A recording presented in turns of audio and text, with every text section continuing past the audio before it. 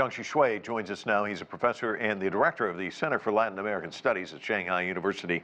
Let me just ask you about this relationship between China and Brazil. This is just another illustration, this train route to Campinas of Brazil and China collaborating. This is a relationship that's really blossomed, hasn't it? Well, first of all, I want to tell you that between China and Brazil, we have the so-called comprehensive strategic partnership. And this kind of partnership covers all fields of cooperation, political, economic, as well as people-to-people exchanges. And in terms of economic cooperation, well, as you know, over the past 1 or 2 decades, China has made lots of investment in Brazil. And secondly, I want to mention that, well, economic development is determined by many factors. And one of the most important factors is infrastructure. Well, if we have better infrastructures, well, it's very easier for you to push forward economic growth. You know, let's say China and Beijing. In the past, if you take the train from Shanghai to Beijing, that will take 1 day.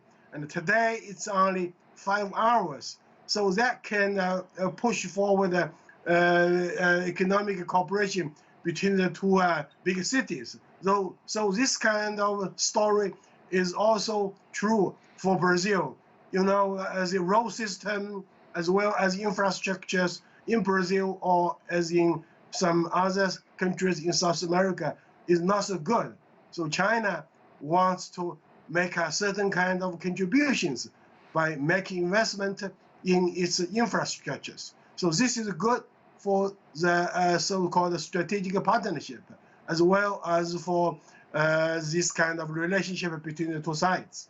And can you talk to us about, you know, China's rail projects? They seem to be flourishing across Latin America. Well, I think more than 10 years ago, Peru, Brazil, and China talking about the possibility of building a railroad, the so-called trans-ocean railroad. But because of many factors, environmental concerns, and as well as some kind of problems, so the railroad is still in the air. I hope that in the near future, China, Brazil, or maybe some other countries like Bolivia can talk about the possibility of re-establishing this project. I think this project will cost lots of money, but it will benefit economic growth in Brazil, Peru. So China is very happy to make some kind of contributions to improve its infrastructures in South America. And we're also seeing another important project, that's this enormous deep water port in Peru. Reuters reporting recently that Brazil's interested in exporting soy, corn, other products through the port once it's up and running. This is going to be a big game changer and help relieve a lot of the pressure in the Panama Canal, right? Well, I don't want to use the word game change or something like that. You know, China has been purchasing lots of raw materials and primary products from South America. And this is also a kind of a win-win cooperation for South America and China. However, this kind of cooperation, well, needs to have better road system. You know, the transportation system in some of the South American countries are not so good.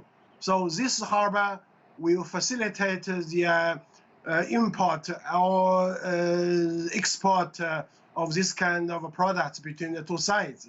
So in the near future, China can sell more to South America, and South America can sell more to China as well. So this is a very,